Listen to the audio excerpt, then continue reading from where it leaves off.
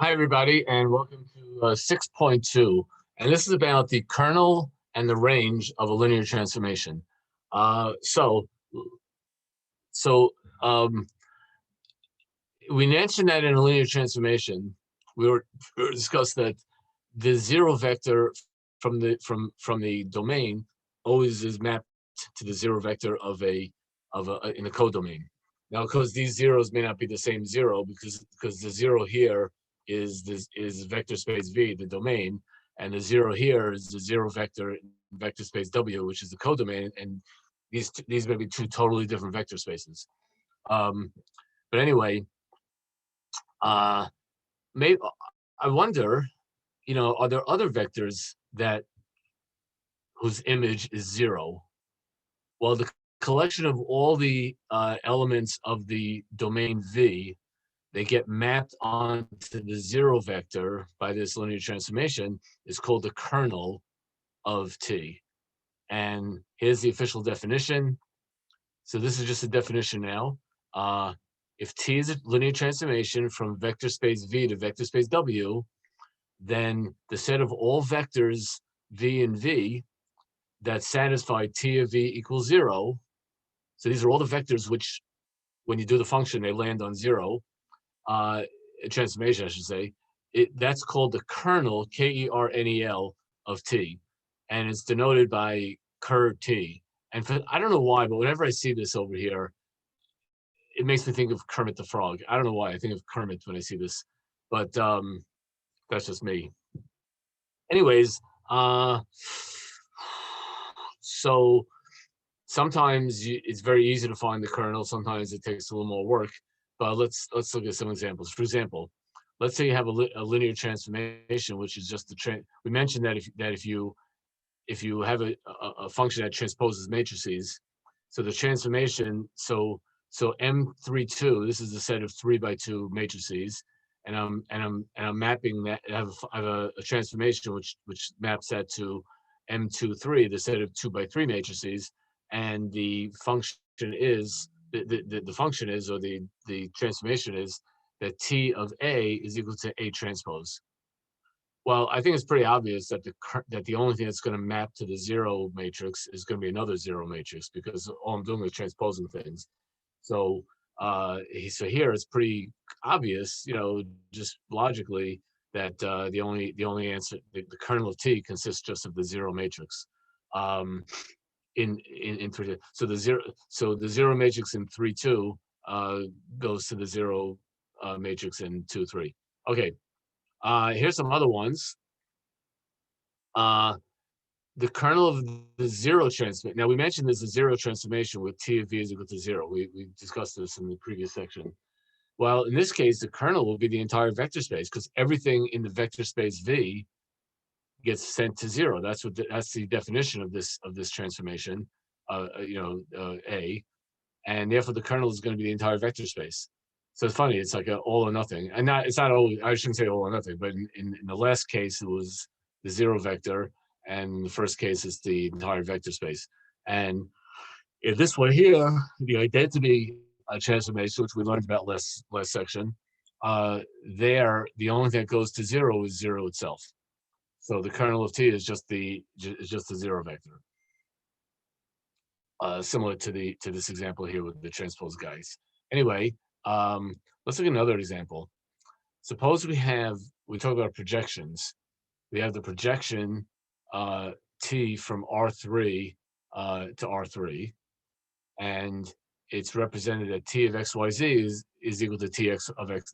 This is equal to X comma Y comma 0, which means that, and this we said was a projection onto the XY plane. Well, basically, what's going to go to the zero vector? Well, as long as X and Y are 0, Z could be anything. So really, the kernel is going to be all the vectors of the form 0, 0, Z, where Z is any real number. This is really just there's another word for this. It's called the Z-axis. Basically, the entire Z-axis projects onto the zero, the origin. Well, we've had three examples so far. One is the entire vector space.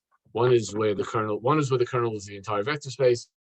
One was, or two of them were examples where the kernel was just a zero vector. And now we have this other one with the kernel is the z-axis, which is, a line going through the origin. And you may notice, all three of these are subspaces of the big vector space. So you may wonder, I wonder if the kernel is always going to be a subspace. Well, funny you should ask, because that is the case, and that's what we're going to say in that. Well, we're going to get to that very, very shortly. Let's look at the kernel of this linear. So now everything we did so far is kind of easy, and let's look at one which is not super hard, but a little, whatever. We have a transformation from R2 to R3. This one is not very hard, but we have to do a tiny bit of work. So T of x1, x2 is x1 minus 2x2, comma 0, comma negative x1. And we want to know when this is equal to 0, 0, 0. So we basically are just going to set each component equal to 0. So that's 0, and that's 0. Well, obviously, x1 is going to be 0 from the bottom equation. If x1 is 0, that's going to make x2 0. So this is going to be just the trivial solution, just 0, 0. The kernel of this linear transformation is going to be 0, comma 0. So there we go. And let's say we have a linear transformation, which is defined by AV, and this is the matrix A. So the kernel is all of the is a set of vectors which map onto 0. That T of x1, x2, that's xyz, by the way. T of xyz is 0, 0, which means if I do this matrix multiplication, that's going to be equal to 0, 0. But that means that if I do this multiplication, that for the top, I get x1 minus x2 minus 2x3, because I get that from 1, -1, and -2 up on the top row. That equals 0, and I get negative x1 plus 2x2 plus 3x3 equals 0. And if I solve this now, I'm going to get, well, what I could just do is, like I said, I could just take this and put this in row echelon form, and this is what I get. That's one way of solving the system of equations. So notice that I have a leading one over here, and I have a leading one over there, and so x3 is going to be my free variable, and so that'll be so x2 is going to be negative x3, x1 is going to be positive x3.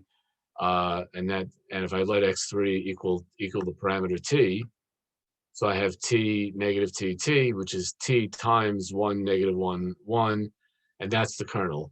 So t time, now, what would that look like? If I would graph this, this is actually this is actually also a straight line through the origin, because that's the origin. That this point up here, this is sort of up in the air, 1, -1, 1. And really anything that's on that same straight line, like here, when t equals 2, I get this point over here. If t would equal a half, I get that point down there. If t was negative, I'll get down behind the behind the picture. So that's again a straight line through the origin. So once again, we have something which is as we know, is a subspace. And you may wonder, what if it's always a subspace? And the answer is yes, it is. That's the theorem. The kernel of a linear transformation is a subspace of the domain V. Why is it a subspace of the domain V, not a subspace of W? Because the kernel are the vectors in V that get mapped onto the 0 vector in W. So the kernel is part of the domain, not part of the. Well, the proof is actually fairly straightforward. We know that the kernel is not empty, because we know that the 0 vector of V will always go to the 0 vector of W in a linear transformation. Now all we have to do is show that the kernel is closed under addition and scalar multiplication. Well, if I have U as part of the kernel and V as part of the kernel, and I look at the vector U plus V, well, the transformation of U plus on the vector U plus V becomes T of U plus T of V. But I know that T of U is 0 because U is part of the kernel. I know T of V is 0 because V is part of the kernel. So I see that if U goes to 0 and V goes to 0, then U plus V goes to 0. So U plus V is part of the kernel. So it's closed under addition. And similarly, T of CU is equal to C times T of U, which is C times 0, which is 0. And so CU is also in the kernel. So we've shown that the kernel is closed. That's cool and awesome. We actually had, in a way, had something kind of similar to this. One of the questions on the last test was a little similar to this. Anyway, how do you find the base? Now that we know the kernel is a subspace, gee willikers, how do you find the basis of this kernel, of this subspace? So, well, let's do an example. So here we have a linear transformation that's going. Let's see. This is a 1, 2, rows of 1, 2, 3, 4. It's 4 rows and 1, 2, 3, 4, 5 columns. So this is this is a transformation from R5 to R4, where T of X is equal to AX, and that's the matrix A. And we want to find the basis for the subspace of for the kernel of T, which is a subspace of R5. By the way, look at this remark here. I'll move myself out of the way.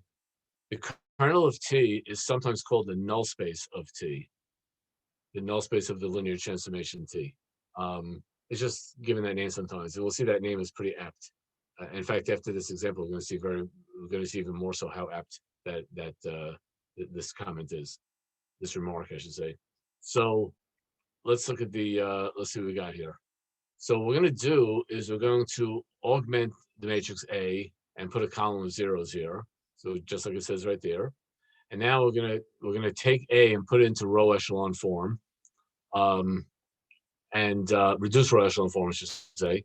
And if you go through that whole process, you're going to get this guy right here, and that's going to give you this right here, x1. So from here we see that x1 equals negative 2x3 plus x5, and x2 is equal to x3 plus 2x5, and x4 is equal to negative x5, which means that if I let x3 equal s and x5 equal t, then I'm going to get my solution set, all the vectors x, which is x1, x2, x3, x4, x5, where x1 is this, x2 is that, x3 is that, x4 is that, and x5 is that. Notice when we have a s plus 0t, that's just s, and 0s plus t, that's just t. It's just a fancy way of saying it.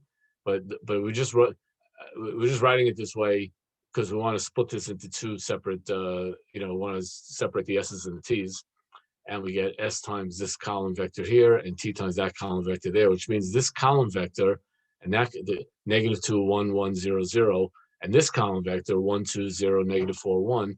These two column vectors are the basis of the kernel of T.